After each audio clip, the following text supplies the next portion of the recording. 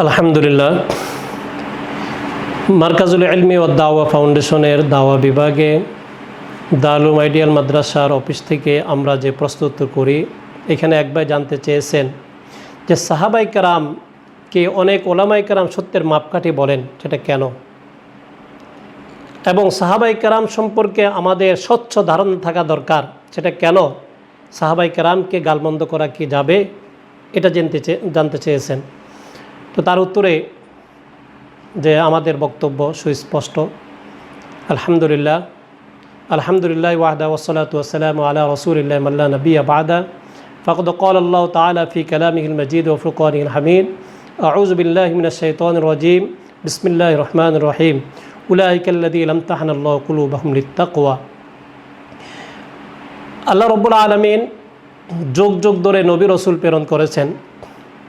সর্বশেষ নবী, সর্বশ্রেষ্ঠ নবী হযরত মুহাম্মদ মুস্তাফা আহমদ মুস্তাফা সাল্লাল্লাহু আলাইহি ওয়াসাল্লাম, তিনি দুনিয়াতে আগমন করেছেন। এমন একটা মুহূর্তে দুনিয়াতে আগমন করেছেন যখন ভ্রাতৃত্ব বলতে কিছু ছিল না, যখন মানবতা বলতে কিছু ছিল না, যখন মানুষ একেবারে অন্ধকারের প্রকোষ্ঠে নিমজ্জিত অবস্থায় হাবুডুবু খাচ্ছিল, যখন মুসলমান দিন বলতে, মানবতা বলতে কিছুই বুঝতো না, এমন একটা মুহূর্তে মানবতার শূন্যর কোঠায় যখন পৌঁছেছে, তখনই আল্লাহ রাব্বুল আলামিন হজরতে সাইয়্যিদুল মুরসালিন খাতামুন নবিয়্যিন হজরত মুহাম্মদ মুস্তাফা সাল্লাল্লাহু আলাইহি ওয়াসাল্লামকে দুনিয়াতে পাঠান। মহানবী সাল্লাল্লাহু আলাইহি ওয়াসাল্লাম ছোট থেকেই মক্কার কাফেরদের কাছে তিনি আল আমিন রূপে তিনি ছিলেন। তিনি সকলের কাছে এক বাক্যে আল আমিন মক্কার কাফেররাও জানত। যখনই তিনি নবুয়ত প্রাপ্ত হয়েছেন, 40 বছর বয়সে যখন নবুয়ত প্রাপ্ত হয়েছেন, যখন দিন প্রচার করা শুরু করলেন, তখন একদল তিনার বিরুদ্ধে চলে গেল। আর মুসলমান ধীরে ধীরে আস্তে আস্তে যে রাসূলুল্লাহ সাল্লাল্লাহু আলাইহি ওয়াসাল্লামের হাতে ইসলাম ধর্ম গ্রহণ করা শুরু করলো। আর যারা রাসূলুল্লাহ সাল্লাল্লাহু আলাইহি ওয়াসাল্লামের উপরে ঈমান এনেছে, আল্লাহ তাআলার উপরে ঈমান এনেছে এবং মৃত্যু পর্যন্ত তারা ঈমানের উপরে ছিল এবং স্বচক্ষে রাসূলুল্লাহ সাল্লাল্লাহু আলাইহি ওয়াসাল্লামকে দেখেছে, তারাই হলো সাহাবায়ে কেরাম। তো সাহাবায়ে কেরামের গুরুত্ব মুসলমানদের নিকটে এত বেশি কেন? সাহাবায়ে কেরাম মেয়ারে হক হবেন কেন? সাহাবায়ে কেরাম দ্বীনের ধারক বাহক হবেন কেন? এই বিষয়গুলো আমাদের জানা অত্যন্ত জরুরি। আল্লাহ রাব্বুল আলামিন সাহাবায়ে কেরাম সম্পর্কে বলেছেন, উলাইকাল্লাযীনা ইমতাহানাল্লাহু কুলুবাহুম লিত্তাকওয়া। উলাইকাল্লাযীনা ইমতাহানাল্লাহু কুলুবাহুম লিত্তাকওয়া। আল্লাহ রাব্বুল আলামিন বলেন সাহাবায়ে কেরাম কুলুবাহুম, এখানে সাহাবায়ে কেরাম উদ্দেশ্য।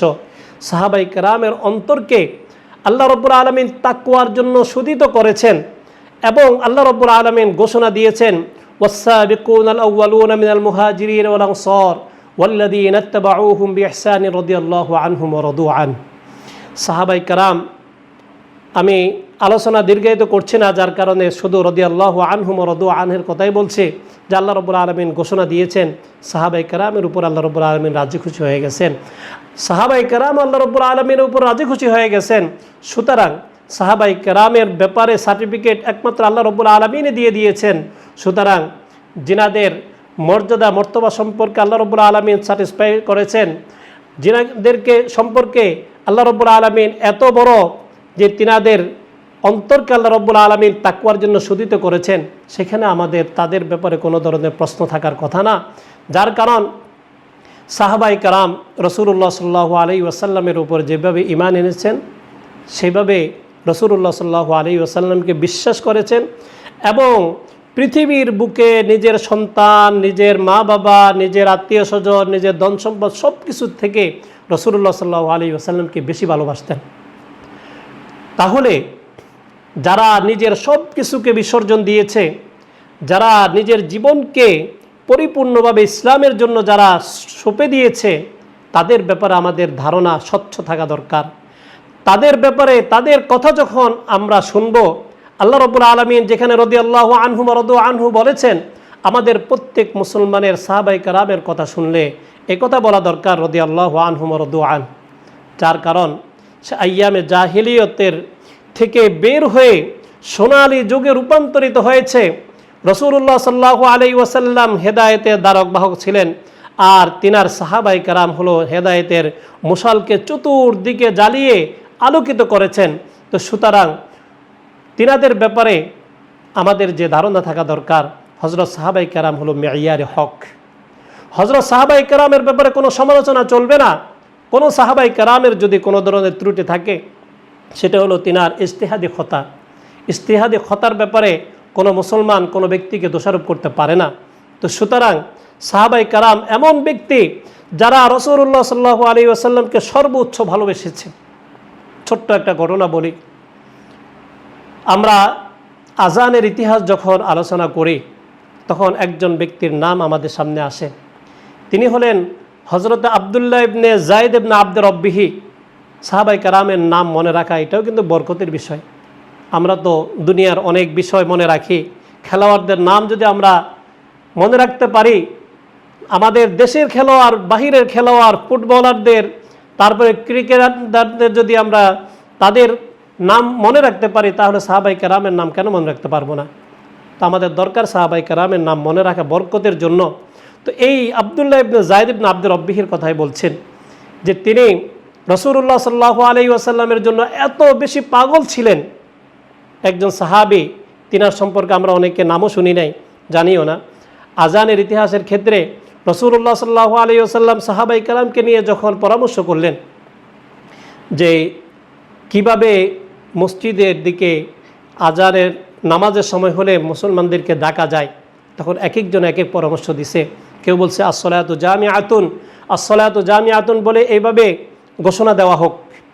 আবার কেউ বলেছে যে ঘন্টি পিটাইলে তখন মানুষ মনে করবে নামাজের সময় হয়েছে। কেউ বলছে যে যদি ডোল বাজানো হয় তাহলে মানুষ মনে করবে নামাজের সময় হয়েছে।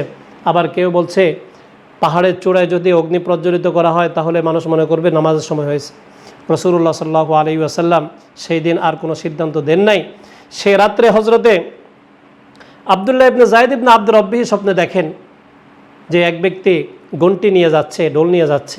তিনি যে বললেন যে আমাকে একটা ঘন্টি দিয়ে যাও। তখন স্বপ্নের ভিতরে আকাশ থেকে আগত ফেরেশতা বললেন, কেন তোমাকে ঘন্টি দিব? বলছেন রাসূলুল্লাহ সাল্লাল্লাহু আলাইহি ওয়াসাল্লাম আমাদের সাহাবায়ে কেরামকে নিয়ে পরামর্শ করলেন আজানের জন্য কিভাবে ডাকা যায়, তো আমাদের কোনো সিদ্ধান্ত হয়নি, যার কারণে এখন একটা ঘন্টি দিয়ে গেলে সেটা দিয়ে আমরা ডাকব। তখন আগত ফেরেশতা বললেন স্বপ্নে যোগে যে যদি তার চেয়ে উত্তম জিনিস তোমাকে আমি শিখাই দিই তাহলে ভালো হবে না? তখন সে সাহাবী হজরতে আব্দুল্লাহ ইবনে যায়েদ ইবনে আব্দে রব্বি তিনি বললেন তাহলে তো আলহামদুলিল্লাহ অনেক বড় শুকরিয়ার বিষয়। তখন তিনি আজানের শব্দগুলোকে, ইকামতের শব্দগুলোকে শিখিয়ে দিয়েছেন আলহামদুলিল্লাহ। তারপরে সেই তাহাজ্জুদের সময় তিনি রাসূলুল্লাহ সাল্লাল্লাহু আলাইহি ওয়াসাল্লামের দরবারে দৌড়াই গেলেন, যাই বললেন হুজুর আমি এইভাবে স্বপ্নে দেখেছি। রাসূলুল্লাহ সাল্লাল্লাহু আলাইহি ওয়াসাল্লাম বললেন তাহলে বেলালকে এই শব্দগুলো শিখিয়ে দাও। বেলালের আওয়াজ উঁচু, তাহলে তাকে যদি শিখিয়ে দাও সে আজান দিবে। হযরত আব্দুল্লাহ ইবনে যায়েদ ইবনে আব্দে রব্বিহি হযরত বেলাল রাদিয়াল্লাহু তাআলা আনহুকে শব্দগুলো শিখিয়ে দিয়েছেন। এদিকে ফজরের আজান যখন শুরু হলো, যখন আল্লাহু আকবরের ধ্বনি শুরু হলো, তখন হযরতে ওমর ফারুক রাদিয়াল্লাহু তাআলা আনহু বাড়ি থেকে দূরে আসছে। হাদিসের মধ্যে আসছে যে হযরতে ওমর ফারুক রাদিয়াল্লাহু তাআলা আনহু চাদর হেসরাতে দূরে আসছে ঘুমের থেকে উঠে। রাসূলুল্লাহ সাল্লাল্লাহু আলাইহি ওয়াসাল্লামকে বললেন হুজুর এই শব্দগুলো কোথায় পেয়েছেন? আমি তো এই শব্দগুলো স্বপ্নে দেখেছি। তখন রাসূলুল্লাহ সাল্লাল্লাহু আলাইহি ওয়াসাল্লাম বললেন হযরত আব্দুল্লাহ ইবনে যায়েদ ইবনে আব্দে রব্বিহি সে তোমার থেকে শপথ নিয়ে গেছে, অর্থাৎ তোমার আগে সে আমাকে এসে বলল। এইভাবে হাদিসের মধ্যে আসছে যে প্রায় 20 জন সাহাবী ওই রাত্রের মধ্যে স্বপ্নে দেখেছে। তো যার কথা বলার উদ্দেশ্য আব্দুল্লাহ ইবনে যায়েদ ইবনে আব্দে রব্বিহি আজানের ইতিহাসের সাথে যার নাম স্বর্ণাক্ষরে লিখিত, এই ব্যক্তি যখন রাসূলুল্লাহ সাল্লাল্লাহু আলাইহি ওয়াসাল্লামের ওয়াফাতের খবর শুনেছে, ইন্তেকালের যখন খবর শুনেছে, তখন তিনি মদিনার একটা জায়গা মধ্যে তিনি কৃষিকাজ করছিলেন। তিনি এই ফজরের সময় এক ব্যক্তি এসে বলল, রাসূলুল্লাহ সাল্লাল্লাহু আলাইহি ওয়াসাল্লাম সাইয়্যিদুল মুরসালিন খাতামুন নবিয়্যিন তিনি আজকে আর দুনিয়াতে নাই, তিনি ইন্তেকাল করেছে। সাথে সাথে তিনি দাঁড়িয়ে গেলেন আর দুই হাত উঠে আল্লাহর কাছে বললেন, হে আল্লাহ, যে চোখ দিয়ে আমি আল্লাহ রসুলকে এতদিন দেখেছি, আজকে থেকে যখন এই চোখ দিয়ে আল্লাহ রসুলকে দেখবো না, আমার এই চোখের দরকার নাই। মানে কেমন রসুলের প্রতি ভালোবাসা হলে এভাবে বলতে পারেন। এইভাবে সাহাবায়ে কেরামের হাজারো ইতিহাস এই কথা প্রমাণ করে। তারা নিজের ছেলে সন্তান, নিজের মা বাবা, নিজের আত্মীয় স্বজন, নিজের সব কিছু থেকে, সম্পত্তি থেকে রাসূলুল্লাহ সাল্লাল্লাহু আলাইহি ওয়াসাল্লামকে বেশি ভালোবাসতেন। তো এই জন্য রসুল বলেছে, লা তাসুব্বু বাদা আসহাবি, আমার পরে কখনো আমার সাহাবায়ে কেরামকে গালমন্দ করো না। আমরা প্রত্যেক জুমায় দ্বিতীয় খুতবার মধ্যে খতিব সাহেবদেরকে একটা হাদিস পড়তে শুনি, আল্লাহ আল্লাহ ফি আসহাবি লা তাত্তাখিজুহুম গরাদাম মিন বাদি ফামান আহাব্বাহুম ফাবিহুব্বি আহাব্বাহুম ওয়ামান আবগাদাহুম ফাবিবুগদি আবগাদাহুম ওয়া খায়রু উম্মতি করনি সুম্মা আল্লাযীনা ইয়ালুনাহুম সুম্মা আল্লাযীনা ইয়ালুনাহুম। এই হাদিসের মধ্যে রাসূলুল্লাহ সাল্লাল্লাহু আলাইহি ওয়াসাল্লাম বলেন, আল্লাহ আল্লাহ ফি আসহাবি, আমার সাহাবায়ে কেরামের ব্যাপারে তোমরা লক্ষ্য রাখবে। লা তাত্তাখিজুহুম গরাদাম মিন বাদি, আমার পরে কখনো আমার সাহাবায়ে কেরামকে সমালোচনার পাত্র বানাবে না। লা তাত্তাখিজুহুম গরাদাম মিন বাদি ফামান আহাব্বাহুম ফাবিহুব্বি আহাব্বাহুম, আর যখন তোমরা যে আমার সাহাবায়ে কেরামকে ভালোবাসবে তাহলে আমাকে ভালোবাসা হবে। ওয়ামান আবগাদাহুম ফাবিবুগদি আবগাদাহুম, আর যদি কেহ আমার সাহাবায়ে কেরামের সমালোচনা করো তাহলে তোমরা আমার সাথে আমার সমালোচনা করলে, আমার সাথে শত্রুতা করলে, আমার সাহাবায়ে কেরামের সাথে যদি তোমরা শত্রুতা পোষণ করো তাহলে আমার সাথে শত্রুতা পোষণ করলে। এভাবে রাসূলুল্লাহ সাল্লাল্লাহু আলাইহি ওয়াসাল্লাম 3 যুগের কথা বলে গেছেন যে খয়রুল কুরুনি করনি সুম্মাল্লাযীনা ইয়ালুনাহুম সুম্মাল্লাযীনা ইয়ালুনাহুম, যে 3 যুগ হলো সোনালী যুগ, সাহাবায়ে কেরামের যুগ, তাবেঈনদের যুগ, তবে তাবেঈনদের যুগ। সুতরাং যাদের মাধ্যমে আমরা দ্বীন পেয়েছি, যাদের মাধ্যমে আমরা ইসলাম পেয়েছি, যাদের মাধ্যমে আমরা আজকে নামাজ 5 ওয়াক্ত নামাজ পড়ছি, কোরআনুল কারীম হাদিস শরীফ যাদের মাধ্যমে আমাদের পর্যন্ত এসেছে, তাদের ব্যাপারে আমাদের স্বচ্ছ ধারণা থাকতে হবে যে তাদের দ্বারাই আমরা ইসলাম পেয়েছি। সুতরাং তাদের যদি কোনো একজন সাহাবীর ব্যাপারে কালিমা লেপন করা হয় তাহলে আমার ইসলাম যে সেখানে আমার ইসলাম ত্রুটিগ্রস্ত হবে, আমাদের ইসলাম ত্রুটিগ্রস্ত হবে, দ্বীন ত্রুটিগ্রস্ত হবে। সুতরাং এই কারবালার ইতিহাসের সাথে সম্পৃক্ত যে আমরা মনে করি ইয়াজিদ আসলে সেই হুকুম যে সে বলেছে বন্দি করার জন্য সে একজন অপরাধী, ঠিক আছে, কিন্তু তার বাবা যে তাকে খেলাফত দিয়েছেন এ ব্যাপারে সাহাবায়ে কেরামের সাথে পরামর্শ করে দিয়েছেন। সুতরাং তিনার ইজতিহাদও ছিল যে তিনার ছেলে ইয়াজিদ ক্ষমতার যোগ্য, সেই হিসাবে তিনি দিয়েছেন। এই জন্যে বাবা কখনো এ ব্যাপারে দায়ী নয়। তো এই ইয়াজিদের জন্য বাবাকে যদি আমরা দোষারোপ করি, একজন কাতিব ওহী, একজন সাহাবীকে যদি আমরা গালমন্দ করি, তাহলে আল্লাহ রাব্বুল আলামিন এটা কখনো সহ্য করবেন না। যার কারণে আল্লাহ রাব্বুল আলামিন আমাদের থেকে ভালো জানেন, আল্লাহ রসুল আমাদের থেকে ভালো জানেন, যার কারণে তারা সাহাবায়ে কেরামের ব্যাপারে স্যাটিসফাই করে গিয়েছেন। তাহলে আমরা মানতে আমাদের সমস্যা কোথায়? আমাদের সমস্যা এক জায়গায়, আমরা যদি আল্লাহকে মানতে চাই, আল্লাহ রসুলকে মহব্বত করি, দ্বীনকে মহব্বত করি, তাহলে সাহাবায়ে কেরামকে মহব্বত করতে পারবো। আর যদি আমরা দুনিয়ার কোনো হীন স্বার্থ আমাদের থাকে, দুনিয়ার কোনো হীন স্বার্থের কারণে অথবা কোনো যে ইতিহাসকে ভুল জানার কারণে যদি তাদের প্রতি আমাদের কোনো বিদ্বেষ চলেও আসে, তাহলে আমরা তাওবা করে নিই। ছোট্ট একটা ঘটনা বলি যে হযরতে হুসাইন আহমদ মাদানী রাহিমাহুল্লাহ তিনি একবার স্বপ্নে দেখেন। তিনি স্বপ্ন দেখার আগে চিন্তা করতেন যে যদি সাহাবায়ে কেরামের যুগে আমি হতাম। তিনি একজন আওলাদে রসুল, তো তিনি চিন্তা করতেন যদি সাহাবায়ে কেরামের আমলে আমি হতাম তাহলে তো আমি সে আবু বকর সিদ্দিক রাদিয়াল্লাহু তাআলার মতো আমি ইসলামের জন্য অবদান রাখতে পারতাম, ওমর রাদিয়াল্লাহু তাআলার মতো অবদান রাখতে পারতাম, ওসমান গনি রাদিয়াল্লাহু তাআলার মতো অবদান রাখতে পারতাম। এইভাবে তিনি চিন্তা করতেন। একদিন হঠাৎ তিনি স্বপ্নে দেখলেন যে রাসূলুল্লাহ সাল্লাল্লাহু আলাইহি ওয়াসাল্লাম তিনার বহর নিয়ে একটা রাস্তা দিয়ে চলছেন। কতটুকু যাওয়ার পরে রাস্তা মাঝখান দিয়ে কাটা, রাসূলুল্লাহ সাল্লাল্লাহু আলাইহি ওয়াসাল্লাম ছিলেন উটের উপরে।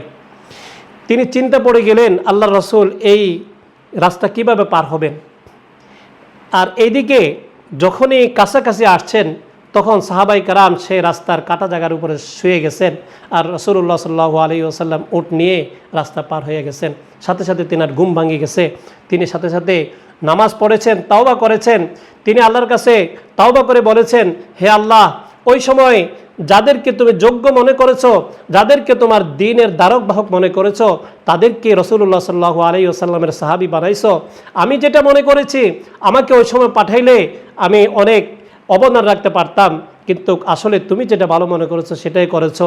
কিন্তু আমি চিন্তা করছি আর সাহাবাই কারাম শুয়ে গেছেন, রাসূলুল্লাহ সাল্লাল্লাহু আলাইহি ওয়াসাল্লাম পার হয়ে গেছেন। এটার দ্বারা বোঝা যাচ্ছে তুমি তাদেরকে নির্বাচন করেছো, তাদেরকে তুমি সাহাবা হওয়ার জন্য যোগ্য মনে করেছো, আর আমাকে যোগ্য মনে করো নাই, যার কারণে আমাকে সে 1400 বছর পরে পাঠাইছো। তো সাহাবাই কারাম তিনারা হলেন সত্যের মাপকাঠি। সাহাবাই কারাম তিনারা হলেন মেয়ারে হক। একজন সাহাবীর অনুকরণ যদি কোনো ব্যক্তি করে তাহলে সে নাজির পথে থাকতে পারবে, সে দ্বীনের পথে থাকতে পারবে। যার কারণ রাসূলুল্লাহ সাল্লাল্লাহু আলাইহি ওয়াসাল্লাম বলেন, ইন্না বনি ইসরাঈল সিনতাইন ওয়া সাবঈনা মিল্লাহ, বনি ইসরাঈল 72 দলে বিভক্ত ছিল।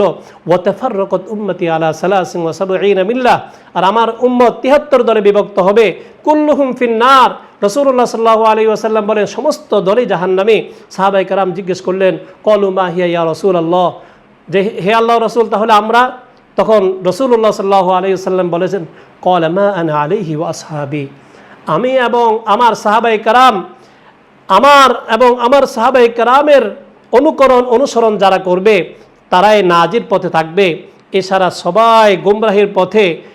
আর 73 দলের মধ্যে উম্মতে মুহাম্মদিয়া 73 দল হবে, 73 দলের মধ্যে 72 দলে জাহান্নামী, একটা দল শুধুমাত্র জান্নাতের দল, আর সেটাই হলো যারা রাসূলুল্লাহ সাল্লাল্লাহু আলাইহি ওয়াসাল্লামের অনুকরণ করবে, যারা সাহাবায়ে কেরামের অনুকরণ করবে। আল্লাহ রাসূলের এবং সাহাবায়ে কেরামের অনুকরণ আমরা কিভাবে করব? হ্যাঁ, রাসূলুল্লাহ সাল্লাল্লাহু আলাইহি ওয়াসাল্লাম বলেন, তারাকতু ফীকুম আমরাইন লান তাদিল্লু মা তামাসসাকতুম বিহিমা কিতাবাল্লাহি ওয়া সুন্নাত রাসূলিহি, তোমাদের জন্য আমি দুইটা জিনিস রেখে যাচ্ছি। তারাকতু ফীকুম আমরাইন লান তাদিল্লু মা তামাসসাকতুম বিহিমা, ততক্ষণ পর্যন্ত তোমরা গুমরাহ হবে না যতক্ষণ পর্যন্ত এই দুইটা জিনিসকে মজবুতভাবে আঁকড়ে ধরো। কিতাবাল্লাহ ওয়া সুন্নাত রাসূলিহি, এক নম্বর হলো কোরআনুল কারীম, দ্বিতীয় নম্বর হলো রাসূলুল্লাহ সাল্লাল্লাহু আলাইহি ওয়াসাল্লামের হাদিস। কোরআনুল কারীম অনুযায়ী আমি জীবনযাপন করব, রাসূলুল্লাহ সাল্লাল্লাহু আলাইহি ওয়াসাল্লামের হাদিস অনুযায়ী জীবনযাপন করব, আমার জন্য যথেষ্ট। এটাই হলো সিরাতে মুস্তাকিমের পথ, এটাই হলো সিরাতে মুস্তাকিমের পথ। আর বাকি যত মত রয়েছে, পথ রয়েছে, সবগুলা গুমরাহি। একমাত্র নাজির পথ হলো কোরআন এবং হাদিসের পথ। তো সুতরাং সাহাবায়ে কেরামের পথ যদি আমরা ধরি তাহলে রাসূলুল্লাহ সাল্লাল্লাহু আলাইহি ওয়াসাল্লামের অনুসরণ হবে। আমরা যদি সাহাবায়ে কেরামকে অনুকরণ করি তাহলে হাদিসের অনুসরণ হবে। আমরা যদি আল্লাহকে ভালোবাসতে চাই তাহলে আল্লাহ রসুলকে ভালোবাসতে হবে। আমরা যদি আল্লাহ রসুলকে ভালোবাসতে চাই সাহাবায়ে কেরামকে ভালোবাসতে হবে। আর যদি আল্লাহ এবং তার রসুলের হুকুম অনুযায়ী চলতে চাই তাহলে সাহাবায়ে কেরামের অনুসৃত পথে হাদিস অনুযায়ী আমরা যদি জীবনযাপন করি, কোরআনুল কারীম অনুযায়ী যদি জীবনযাপন করি, তাহলে আমরা জান্নাতের পথে থাকতে পারবো। আল্লাহ রাব্বুল আলামিন বলেন, ফারিকুম ফিল জান্নাতি ওয়া ফারিকুম ফিস সাঈর, একদল জান্নাতি হবে, আরেক দল জাহান্নামী হবে। জান্নাতি হবে নাজির দল, জান্নাতি হবে আল্লাহ রসুলের অনুসারী, জান্নাতি হবে সাহাবায়ে কেরামের অনুসারী, জান্নাতি হবে কোরআন এবং হাদিসের ধারক বাহক, জান্নাতি হবে কোরআন এবং হাদিস অনুযায়ী জীবনযাপনকারী। তো এই জন্যে সাহাবায়ে কেরামের সারা আমরা ইসলাম পাইনি, সাহাবায়ে কেরামের সারা আমরা কোরআনুল কারীম পাইনি, সাহাবায়ে কেরামের সারা আমরা হাদিস পাইনি। তো সুতরাং সাহাবায়ে কেরামকে আমরা মেয়ারে হক মনে করতে হবে। সাহাবায়ে কেরামকে আমরা মেয়ারে হক মনে করে তাদের অনুসরণ করতে হবে। তাদের ইতিহাস, সঠিক ইতিহাস আমাদের জানতে হবে। তাহলে আমার সাহাবায়ে কেরামের প্রতি বিদ্বেষ পোষণ হবে না, সাহাবায়ে কেরামের ব্যাপারে আমার খারাপ ধারণা হবে না। তো এই জন্যে সাহাবায়ে কেরামকে আমরা সত্যের মাপকাঠি মনে করব, সাহাবায়ে কেরামের অনুসৃত পথে আমরা চলব। তাহলে আমাদেরকে দ্বীনের পথে চলা সহজ হবে। আইম্মায়ে মুজতাহিদিনের কথা অনুযায়ী কোরআনুল কারীমের ব্যাখ্যা আইম্মায়ে মুস্তাহিদিন যারা করেছেন তারা সহজ সরল ব্যাখ্যা করেছেন, এবং তাদের অনুসৃত পথে যদি আমি থাকতে পারি তাহলে খয়রুল কুরুনের পথে আমরা থাকতে পারলাম। 3 যুগ সোনালী যুগ, যে সাহাবায়ে কেরামের যুগ, তাবিন তবে তাবিনের যুগ, তো সুতরাং তাবিন তবে তাবিনের মধ্যে যে আইম্মায়ে মুস্তাহিদিনও চলে আসছে, সুতরাং তাদের পথ যদি আমরা অনুসরণ করি দ্বীনের পথে আমরা থাকা আমাদের জন্য সহজ হবে, দ্বীনের পথে আমরা থাকতে পারবো। আল্লাহ রাব্বুল আলামিন আমাদেরকে দ্বীনের পথে সহজ সরলভাবে কোরআন এবং হাদিস মেনে মৃত্যু পর্যন্ত আমরা দ্বীনের পথ অনুযায়ী, কোরআনুল কারীমের পথ অনুযায়ী, হাদিস শরীফের পথ অনুযায়ী জীবনযাপন করার তৌফিক দান করুক। আর যত অন্যান্য মত আছে, পথ আছে, সব কিছু পরিহার করার তৌফিক দান করুক। ওয়া আখির দাওয়ানা আলহামদুলিল্লাহি রাব্বিল আলামিন।